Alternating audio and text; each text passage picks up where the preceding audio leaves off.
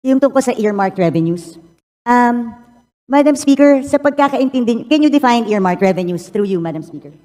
Earmarked revenues, Madam Speaker, are identified revenues required by law to be used for designated activities, benefits, or purposes which can be either classified as use of income or special account in the general fund or SAGF.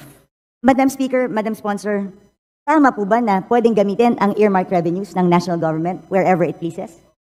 Madam Speaker, if I may be allowed, Yes.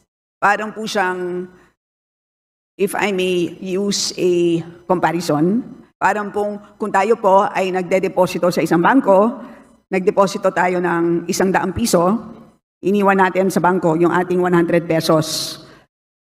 Habang hindi natin kailangan yung 100 pesos na yan, ini-invest ng bangko yung 100 pesos na yan. But at any point in time that we demand 100 pesos plus the interest, dapat ibibigay sa atin ng bangko yung pera natin. At any point in time that we want it, it must be available. So ganun po ang konsepto ng earmarked revenues. Congress earmarks a certain portion, kinokolekta ng ahensya ang revenue, dinedeposito sa treasurer, habang hindi ginagamit ang cash, gagamitin muna ang cash sa pagpapatakbo ng buong government.